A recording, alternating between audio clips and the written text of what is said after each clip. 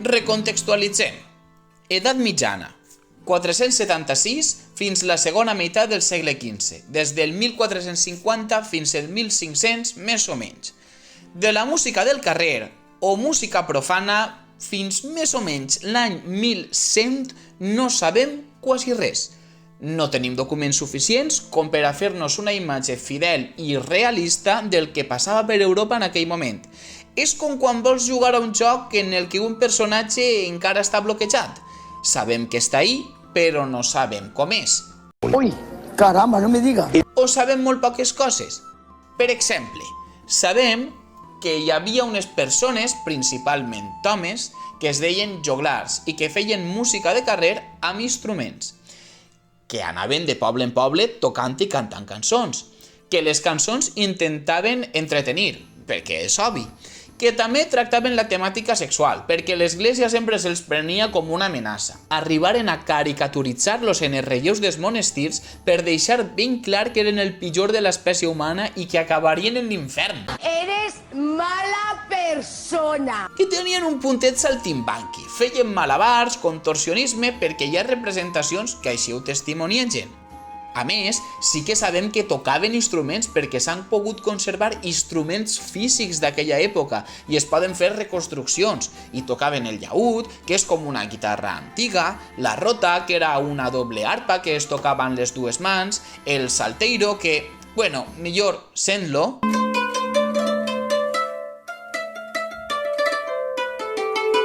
i la viola de roda, que era este instrument tan curiós.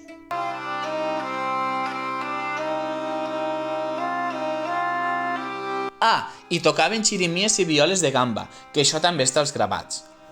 A partir d'ahir, no sabem de què anaven les lletres, no sabem com eren les melodies, no sabem com eren els acords, no sabem quin tipus de cançons cantaven. Me'n vaig ja, no vull saber res. La única cosa que podem fer és disfrutar de com la cultura actual ha tractat la seva imatge, però sense creure'ns tot el que surt a les pel·lis. No me lo creo, no me lo creo.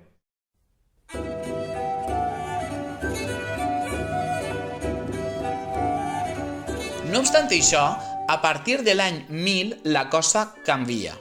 Per què? Mira, la gent en l'edat mitjana creia que a l'any 1000 vindria l'apocalipsis i tornaria Jesús per a jutjar a vius i a morts. I clar, en línies generals, la gent vivia en por. Però quan va acabar l'any 1000 i es va veure que allí no passava res i que tot seguia igual, la gent es va relaxar. Pim, pam, truco, truco.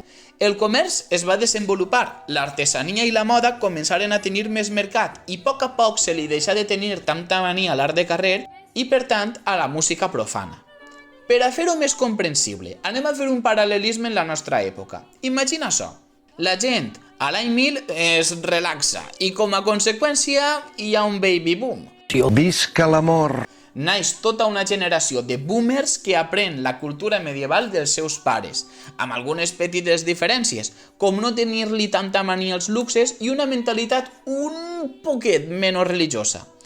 I un parell de generacions més tard, la generació X, en les classes altes, o d'artesans i mercaders o treballadors ben posicionats, com puga ser el cuiner d'un rei, començaren a interessar-se per l'art, per la poesia i per la música.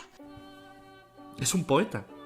¡Es un poeta! Acabem d'assistir al naixement dels trobadors. D'igual manera que els principals influencers i tiktokers han nascut en Estats Units, els principals trobadors nasqueren al Llemosí, on es parlava l'occità. Pensa que els francesos foren molt importants per a la música medieval, quasi tota l'evolució la marcaren ells i elles. I eren músics o poetes o poetesses que no estaven al servei de ningú, composaven les seues cançons i moltes vegades les interpretaven. Feien l'ofici de companyia de cambra per al noble de Tor que volgués mantenir-los, pagar-los, o de bufons. És una professió molt difícil i nosaltres ho sabem. I s'anomenen així trobadors o trobairits en dona perquè el seu art consistia en trobar els versos adequats. Vaja, en rimar. I de què anaven les cançons? Esa es la gran pregunta. Doncs les dels homes sobre l'amor cortés. ¡Ay! ¿No es romántico? Una forma idealitzada d'amor en la que un home, cis i hetero, li canta a una dama, cis i hetero també, des de la distància, des del respecte, des de la impossibilitat de tenir res en ella, perquè o bé és el seu vassall, o bé ella està compromesa o casada. No es posible, no es posible. Per exemple, un duc d'Aquitània, Guillem IX, va decidir ser trobador des de petit i va composar esta cançó espiritual tan bonica.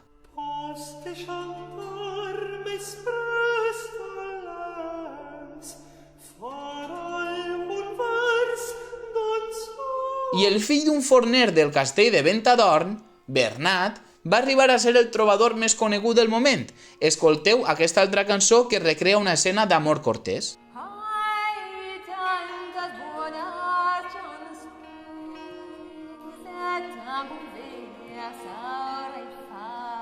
D'altra banda, les cançons de les trobairits, sí, així s'anomenaven les noies, se n'anaven un poc menys per les rames.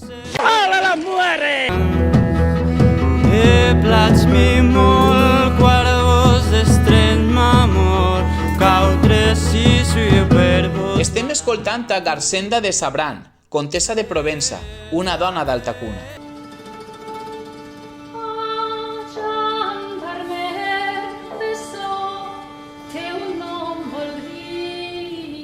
I ara a Beatriu, coneguda com a comtessa d'Adia, filla del Delfí de Benoist, casada amb Guillem I de Poitiers, considerada com a la més important de les trobairits i qui millor manifestà els apassionats i delicats temperaments de la lírica amorosa medieval. Che, una pantera. De las mujeres más inteligentes que yo conozco. Pues la bona qüestió és que tots estos influencers de l'època influïren, i tant, en la resta d'Europa. En el nord de França aparegueren els trobers, que cantaven en la llengua d'Oil i que canviaren una miqueta les regles del joc. Per exemple, el més important és Adam de la Hall i composà obres de teatre que incloïen música i dansa inspirades en temes pastorals, entre altres el joc de Robin i Marion, basada en la llegenda popular de Robin Hood. És com una espècie d'antecedent de l'òpera. En Alemanya aparegueren els Minnesingers, que literalment significa cantants de l'amor cortès, però no tenim massa informació d'ells. I en el nord de la península ibèrica, Alfons X el Savi, rei de Castella i Lleó, va recopilar les cançons que cantaven els peregrins i les peregrines que feien el camí de Santiago. 100% espanyol. I en va composar de noves, que acabaren per ser autèntics temazos de l'època. A més, cap al voltant de l'any 1200 podem trobar les cançons de gesta, com el Cantar del Mio Cid, una epopeia medieval redactada en vers, però de la que no es queda cap melodia, que narra les gestes del cavaller Rodrigo Díaz de Vivar, el millor conegut com el Cid Campeador.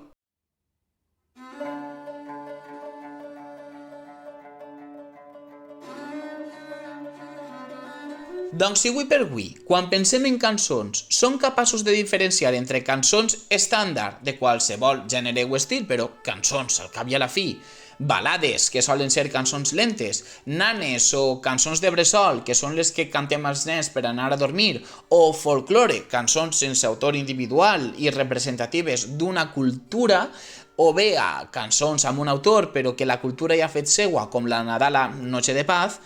En aquell moment existien diverses, com per exemple la cançó que cantava les alegries i les penes de l'amor, igual que avui en dia.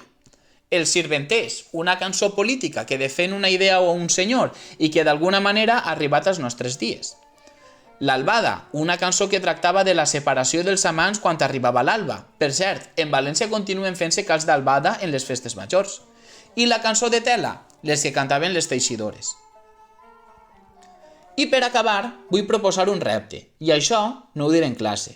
Mira, per desgràcia, no queden massa documents de les trobairits, i és estrany, perquè una noia, en aquell moment, solament podia ser trobairits si era de classe alta, a diferència dels homes, que també venien de classes baixes. En teoria, tenien més diners, tenien més recursos. Algú ens sabria donar alguna explicació? Si tenien més diners, si tenien més recursos, per què ens queden menys documents? I algú ens sabria donar-los? I algú podria buscar alguna compositora de l'edat mitjana més enllà dels exemples que he posat en el vídeo? Us deixo aquest link que conté un mapa amb totes les compositores dones de tota la història de la música. Qui em faci això pujarà un 0,5 en la nota d'història de la música.